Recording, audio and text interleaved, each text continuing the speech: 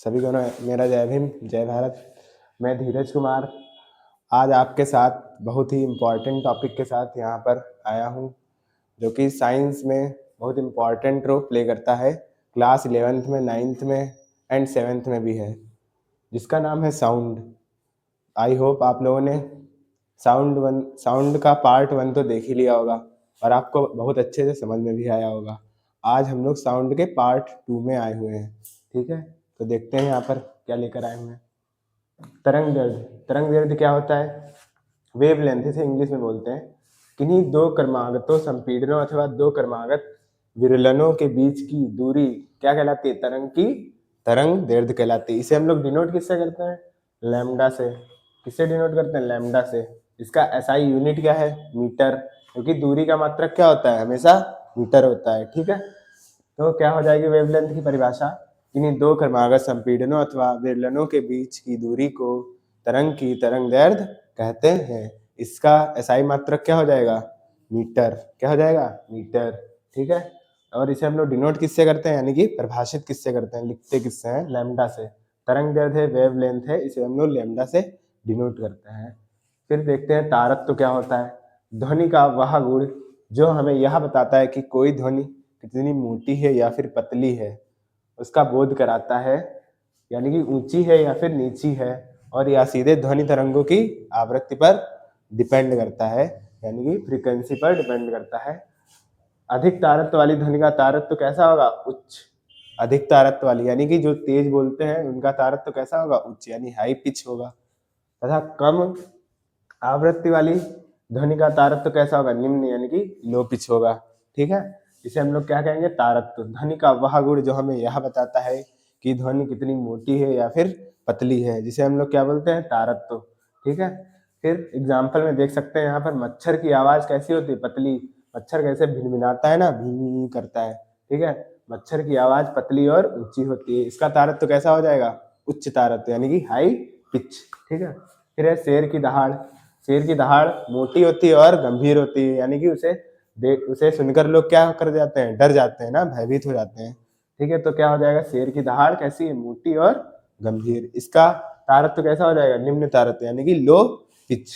फिर उसके बाद है तरंग चाल। तरंग चाल किसे कहते हैं? वेव स्पीड, ठीक है। और यहाँ पर उच्च तारत्व यानी हाई पिच का डायग्राम भी है, जो कि यहाँ पर लाना चाहिए था, सॉरी। यहाँ पर हम तरंग की चाल ले आए, वेव स्पीड, ठीक है। तो उच्च तारत्व का डायग्राम कैसे बनेगा? ये होती है तरंग विक्षोभ की दिशा और ये होते हैं समय, यानी कि टाइम। इसमें तरंग विक्षोभ कैसा है? बहुत पास पास में हो रहा है पास पास में। देखो कितनी दूरी है, बहुत कम दूरी है सबके बीच है।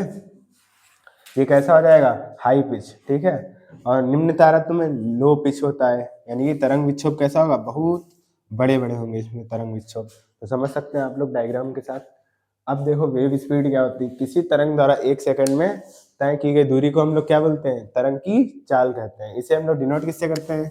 v से, ठीक है। वेव लेंथ है, इसीलिए हम लोग इसे v से डिनोट करते हैं। किसी तरंग द्वारा 1 सेकंड में तय की गई दूरी को तरंग की तरंग चाल कहते हैं। इसे इंग्लिश में वेव स्पीड कहते हैं। आई होप ये आप लोगों को समझ में आया होगा। इसके आगे बढ़ते हैं।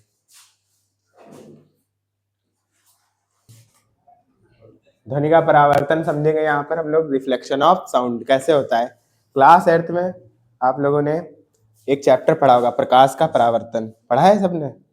तो उसी से कुछ मिलता जुलता टॉपिक है साउंड का परावर्तन, यानी कि रिफ्लेक्शन ऑफ साउंड। ध्वनि का परावर्तन कैसे होता है, ठीक है, समझेंगे। ध्वनि तरंग भी प्रकाश तरंगों की भांति किसी ठोस अथवा द्रव की सतह से परिवर्तित होती है, यानी कि परावर्तित होती है, यानी कि टकराकर फिर से वो उसी सतह में वापस लौट जाती है। तथा प्रकाश तरंगों की भांति ही परावर्तन के नियमों का पालन भी करती है। जैसे प्रकाश के परावर्तन के नियम जो थे, पढ़ाए थे हमने ना क्लास 8th में। तो वहां पर ध्वनि के परावर्तन के नियम क्या है? पहला नियम, ध्वनि के आपतन की दिशा। ये रही आपतन की दिशा, यानी कोई लाइन आएगी, यानी कि इंसिडेंट, कोई तरंग आएगी साउंड की, उसे बोलेंगे साउंड ऑफ इंसिडेंट, ठीक। इंसिडेंट साउंड, ये आई तरंग और टकराकर क्या हो गई? उसी माध्यम में वापस लौट गई, इसे बोलेंगे रिफ्लेक्टेड, ठीक है। तो क्या है? ध्वनि के आपतन की दिशा, परावर्तन की दिशा तथा आपतन बिंदु पर खींचे गए। ये क्या है यहाँ पर? आपतन बिंदु। ये क्या है? आपतन बिंदु, ठीक है। आपतन बिंदु पर खींचे गए अभिलंब की दिशा तीनों एक ही तल में होते हैं। देखो तीनों एक ही तल में है, ये माध्यम रहा, इसी तल में है सभी, ये भी रेखा है, ये भी है और अभिलंब भी है। ठीक, तो ये क्या है, ये पहला नियम हो गया, ध्वनि के आपतन की दिशा, परावर्तन की दिशा तथा आपतन बिंदु पर खींचे गए अभिलंब की दिशा तीनों एक ही तल में स्थित होते हैं। फिर दूसरा नियम क्या कहता है, ध्वनि के आपतन की दिशा तथा अभिलंब के बीच, ये रहा ध्वनि का आपतन, ठीक है, और अभिलंब, इसके बीच जो एंगल बनेगा वो क्या कहलाएगा, वो क्या कहलाएगा, इसके बीच में जो ये एंगल बनना है ये क्या कहलाएगा, ध्वनि के परावर्तन की दिशा तथा अभिलंब के बीच बना कोण आपस में बराबर होता है। यानी कि जो आपतन कोण है किसके बराबर होगा, आपतन कोण रिफ्लेक्टेड एंगल के इक्वल होगा। ठीक, समान होता है।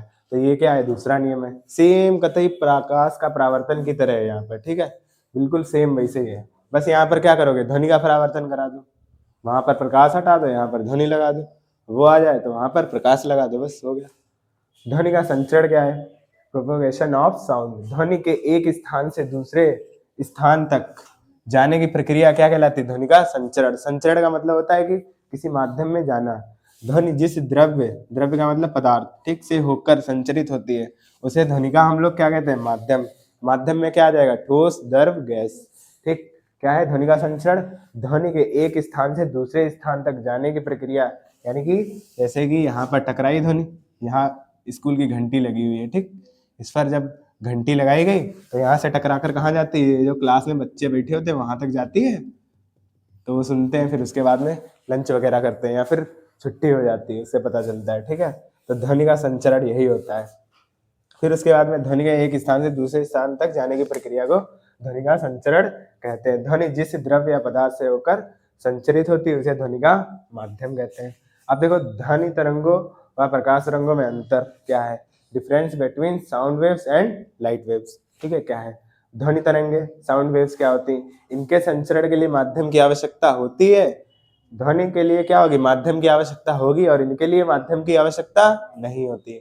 प्रकाश क्या है, वो किसी भी माध्यम में प्रवेश कर जाता है या नहीं करता है। ठीक है, ये अनुदैर्ध्य तरंगे होती हैं। कैसी तरंगे होती हैं, अनुदैर्ध्य तरंगे। ये कैसी होती हैं, अनुप्रस्थ तरंगे।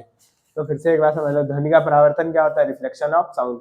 ध्वनि तरंगी प्रकाश तरंगों की भांति किसी ठोस या द्रव की सतह से परावर्तित होकर फिर से उसी माध्यम में लौट जाती है, और प्रकाश के परावर्तन की तरह ही वो ध्वनि के परावर्तन के नियम भी होते हैं। ठीक है, पहला नियम क्या है, ध्वनि के आपतन की दिशा, परावर्तन की दिशा तीनों तथा उनके बीच में खींचा गया अभिलंब तीनों कैसे होंगे, एक ही तल में स्थित होंगे। यानी कि आपतन बिंदु, जिस बिंदु पर स्थित होंगे उसे हम लोग क्या कहेंगे, आपतन बिंदु कहेंगे। ठीक, दूसरा नियम क्या है, ध्वनि के आपतन की दिशा तथा अभिलंब के बीच बना कोण क्या कहलाएगा, आपतन कोण कहलाएगा, तथा ध्वनि के परावर्तन और अभिलंब के बीच में बना कोण क्या कहलाएगा, परावर्तन कोण कहलाएगा। यानी कि क्या होते हैं, आपस में इक्वल होते हैं।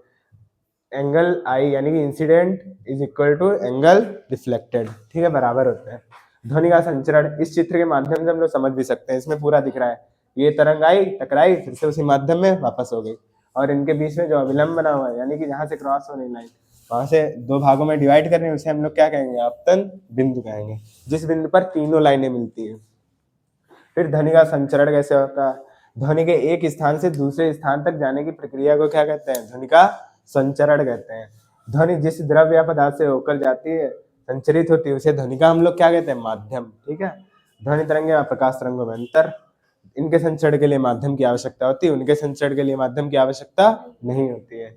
ये अनुदैर्ध्य तरंगे होती हैं तथा ये अनुप्रस्थ तरंगे होती हैं। इसी के साथ यहाँ पर आज की क्लास खत्म होती है, और ये क्लास 9th एनवीएस के लिए बहुत ही इंपॉर्टेंट टॉपिक है।